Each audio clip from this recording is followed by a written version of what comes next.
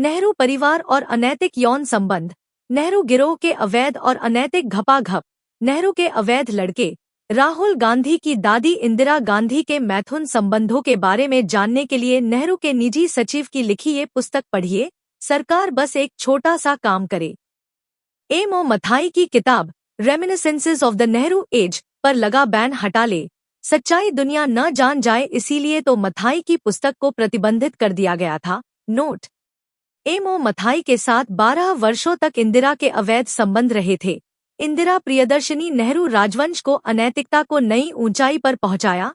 इंदिरा को ऑक्सफोर्ड विश्वविद्यालय में भर्ती कराया गया था, लेकिन वहां से जल्दी ही पढ़ाई में खराब प्रदर्शन और अय्याशी के कारण बाहर निकाल दी गई। उसके बाद उसको शांति निकेतन विश्वविद्यालय में भर्ती कराया गया था, लेकिन गुरुदेव रवींद्रनाथ टैगोर ने उन्हें उसके दुराचरण के लिए बाहर कर दिया। शांति निकेतन से बाहर निकाले जाने के बाद इंदिरा अकेली हो गई, राजनीतिज्ञ के रूप में। पिता राजनीति के साथ व्यस्त था और माँ तपेदिक से स्विट्जरलैंड में मर रही थी। उनके इस अकेलेपन का फायदा फिरोज खान नाम के व्यापारी ने उठाया।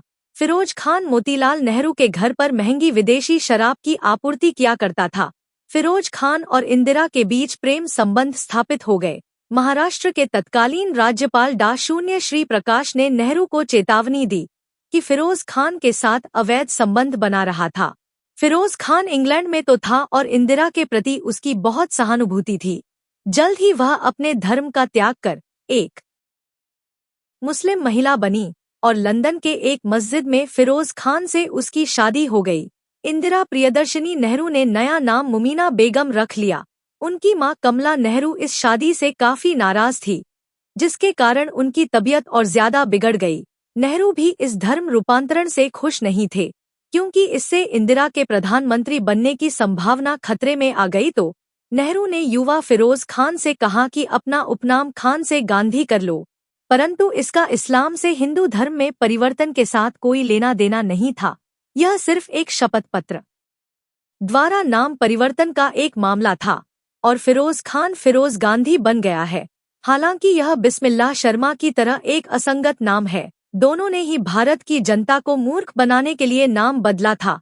जब वे भारत लौटे, एक नकली वैदिक विवाह जनता के उपभोग के लिए स्थापित किया गया था। इस प्रकार इंदिरा और उसके वंश को काल्पनिक नाम गांधी मिला। नेहरू और गांधी दोनों फैसी नाम हैं। जैसे एक गिरगिट अपना रंग बदलती है, वैसे ही इन लोगों ने अपनी असली पहचान छुपाने के लिए नाम बदले। के.एन. राव की पुस्तक नेहरू राजवंश 10,8,18,60,92,005 ISBN में यह स्पष्ट रूप से लिखा गया है, संजय गांधी फिरोज गांधी का पुत्र नहीं था, जिसकी पुष्टि के लिए उस पुस्तक में अनेक तथ्यों को सामने रखा गया है। उसमें यह साफ तौर पे लिखा हुआ है कि संजय गांधी एक और मुस्लिम मोहम्मद यूनुस नामक सज्जन का बेटा था। दिलचस्प बात यह है कि एक सिख लड़की मेनका का विवाह भी संजय गांधी के साथ मोहम्मद यूनुस के घर में ही हुआ था। मोहम्मद यूनुस ही वह व्यक्ति था जो संजय गांधी की विमान दुर्घटना के बाद सबसे ज्यादा रोया था।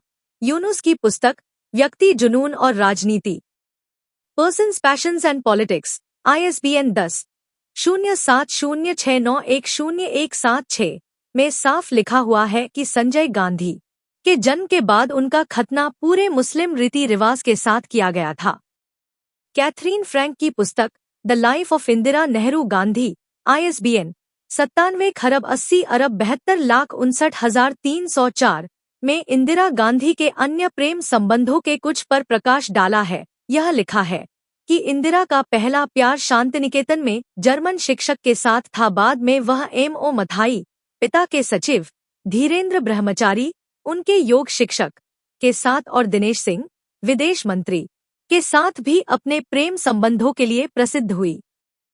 पूर्व विदेश मंत्री नटवर सिंह ने इंदिरा गांधी के मुगलों के लिए संबंध के बारे में एक दिलचस्प रहस्योद्घाटन किया अपनी पुस्तक प्रोफाइल्स एंड लेटर्स, ISBN 8,12,91,02,358 में यह कहा गया है कि 1968 में इंदिरा गांधी भारत की प्रधानमंत्री के रूप में अफगानिस्तान की सरकारी यात्रा पर गई थी।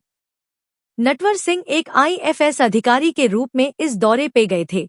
दिन भर के कार्यक्रमों के होने के बाद इंदिरा गांधी को शाम में सैर के लिए बाहर जाना था।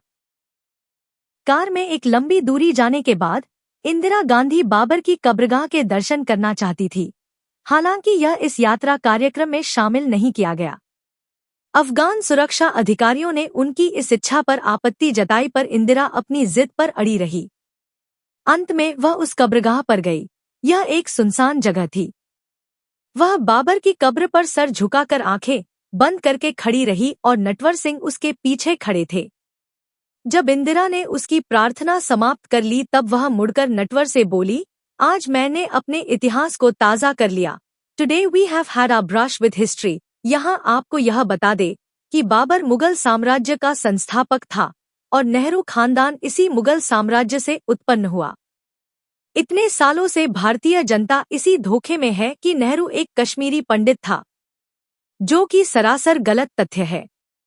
इस तरह इन नीचों ने भारत में अपनी जड़ें जमाई, जो आज एक बहुत बड़े वृक्ष में तब्दील हो गया है, जिसकी महत्वाकांक्षी शाखाओं ने मां भारती को आज बहुत जख्मी कर दिया है। बाकी देश के प्रति यदि आपकी भी कुछ जिम्मेदारी बनती हो तो अब आप लोग निःशब्द ना बनिएगा।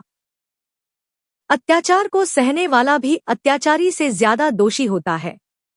कांग्रेस के इस कुकर्मों को जन जन तक पहुंचाए। वंदे मातरम। जय हिंद, जय भारत। ऐसी जानकारी के लिए सब्सक्राइब करें।